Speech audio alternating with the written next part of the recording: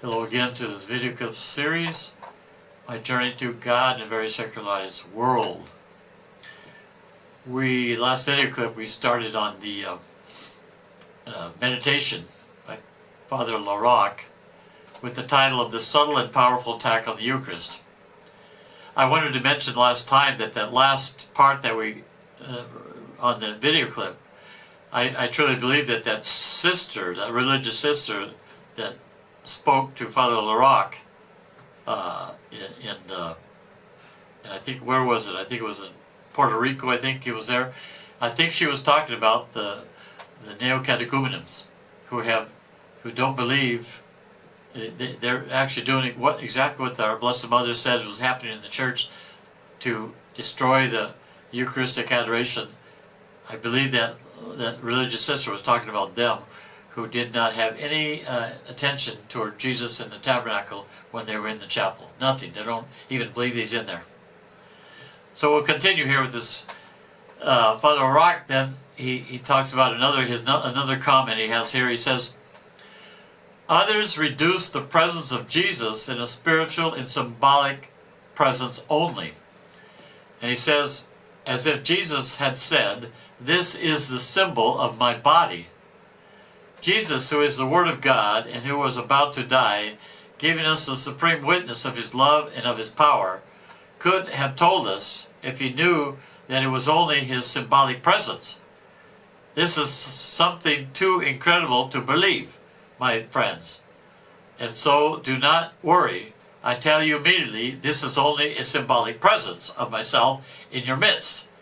But no, Jesus, the Word of God, did not say it in this way. He said, this is my body.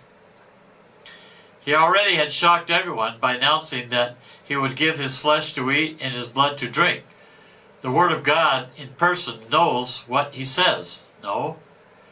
I, the Lord, say and do. And he says in Ezekiel 37:14, when he raises a whole host of dead people, he is the Almighty. There is no limit to his power to do as he says. So already at the creation, let there be light. And there was light. This is my body, and this is my blood.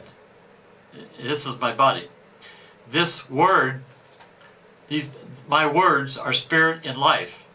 If someone is small, he will enter into the mystery. If he is a great, wise, and intelligent one, to him the mystery will be hidden. I like citing here the verse of Adoro de Devote, Latens Deitas. He says, in other words, to see, to touch, to taste, do not help at all before Jesus Eucharist, but having heard with my ears, I believe all. Yes, truly, even if I do not sense anything with the other senses, I believe all with the hearing of the sound of the Word of the Son of God, the incarnate Word who said, this is my body. There is not a more true word than this Word of the Son of God. It is an absolute certainty, even if one goes against the actual dictatorship of relativism, where it is said that it is not possible to have certain absolutes. Relative is the opposite of absolute.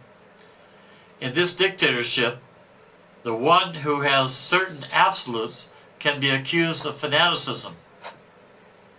It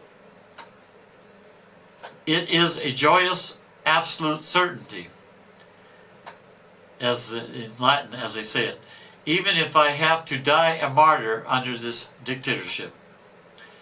Reduced in the presence of Jesus in a spiritual and symbolic presence only comes from rationalism, born, as Mary explains in her book, as a result of Protestantism.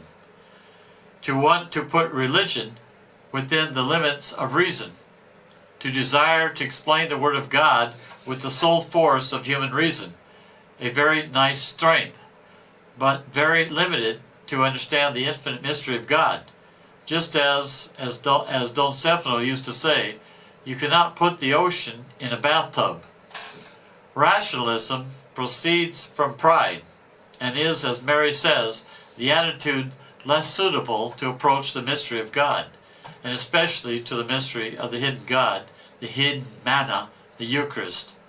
Then Our Lady continues in a message from Our Lady, says, these errors continue to spread despite the fact that the doctrine has been clearly reaffirmed by the magisterium, especially the Pope.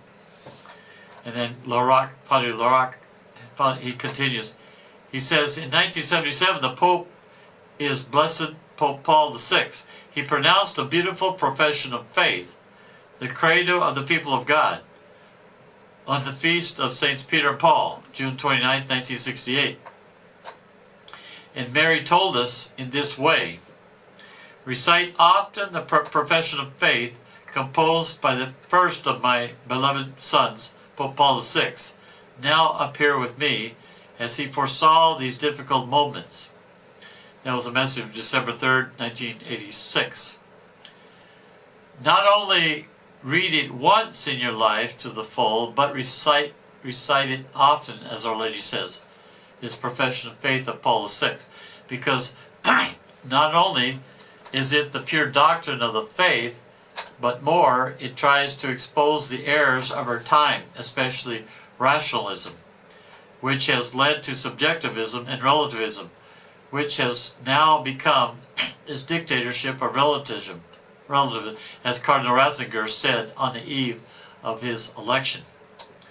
Perhaps I should give here the definition of these concepts, the definition of subjectivism. Subjectivism is the truth, means the truth cannot be objective. It is given only in part to the human subject, to limited man in his ability to understand. There is no objective truth, but just different opinions to be respected out of tolerance. Thus, there is not a valid revelation of God for everyone. Each person, therefore, must make do with this revelation. And now, relativism. What's the definition of relativism? Means one cannot say that there is an absolute truth. The truth is known only in part, and those who say that it can be known with certainty are to be denounced as dangerous fanatics. No tolerance for the enemies of tolerance, the dictatorship of relativism. I cite here, without citing all of it, two clear paragraphs on the Eucharist of Pope Paul VI in his profession of faith. We read in this profession, we believe that the Mass, celebrated by the priest representing the person of Christ by virtue of the power received through the sacrament of orders, and offered by him in the name of Christ and the members of his mystical body, is the sacrifice of Calvary rendered sacramentally present on our altars. We believe that as the bread and wine consecrated by the Lord at the Last Supper were changed into his body and his blood, which were to be offered for us on the cross, likewise, the bread and wine consecrated by the priest are changed into the body and blood of Christ, enthroned gloriously in heaven. And we believe that the mysterious presence of the Lord, under what continues to appear to our senses as before, is a true, real, and substantial presence. That's what Pope Paul VI said. I'll end this video clip here. May God bless you, and Mary guide you.